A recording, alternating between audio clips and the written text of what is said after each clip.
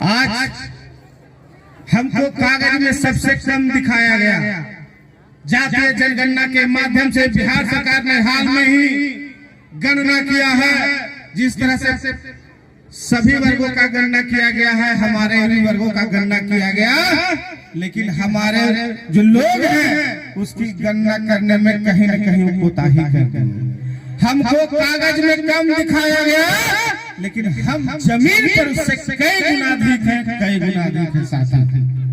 आप देख रहे होंगे सभाओं में हमारे लोग किस तरह से उमड़ रहे हैं, हमारे साथी सहयोगी किस तरह से उमड़ रहे हैं, और जिस तरह से हमारे नेता को कहीं न कहीं अपमानित करने का काम किए हैं।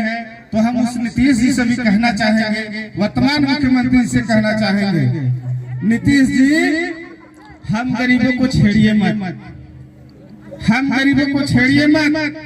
कभी दारू के नाम पर हमको पकड़ के जेल भेज दे रहे हैं, कभी दारू के नाम पर पकड़ के जेल भेज दे रहे हैं, कभी बालू के नाम पर पकड़ के जेल भेज दे रहे हैं, कभी अतिक्रमण के नाम पर हम इनके घर द्वारा से उठा दे रहे हैं। ये सब बिल्कुल आप गलत कर रहे हैं। गरीबों को आप छेड़िए नहीं तो हम लोग आपको किसी लायक नहीं छोड़ेंगे, किसी लायक नहीं छोड़ेंगे। इस बात को मन से हम लोग कहना चाहेंगे।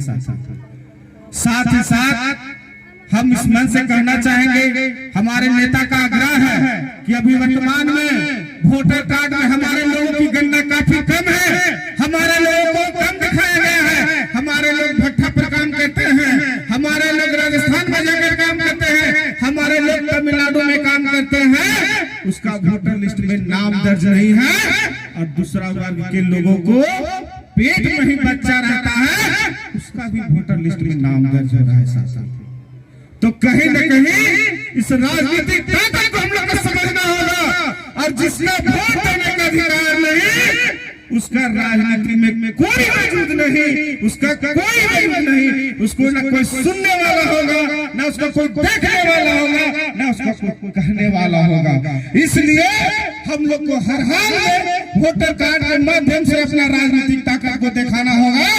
और मन से हमारे साथी लगातार आग्रह कर रहे थे, एक युवा नेता गया जिला में के साथ पूरे बिहार में उभर कर आया है, जो वर्तमान राजनीतिक मुख्य दल है, उस दल में भी सबसे श्रेष्ठ पढ़े हुए लिखे हुए नेता है, जो संतोष मांझी के नाम के आगे डॉक्टर लगा हुआ है, जो गया कॉलेज के एसोसिएट प्रोफेसर है, और वर्तमान में राजनीति के सबसे बड़े जो लीडर गिने जाते हैं उसमें सबसे सुयोग्य और शिक्षित और कर्मठ उम्मीदवार है। तो क्यों नहीं गया कि जनता जो आज तक लोकसभा में भागा है, हमारी बात को कोई कहने वाला नहीं है।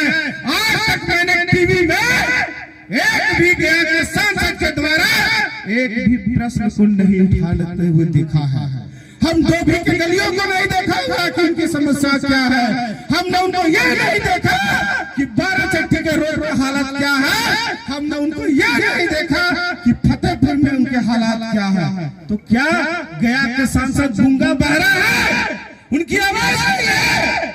हमको ऐसा नेता नहीं चाहिए। इस गया को एक सुयोग्य और शिक्षित उम्मीदवार की आवश्यकता है, जो अपने आवाज के बल पर हम गरीब गुरुओं की बात लोकसभा और विधानसभा में रख सकते हैं। और ऐसे नेता आपके सामने संतोष मांझी बैठे हुए हैं।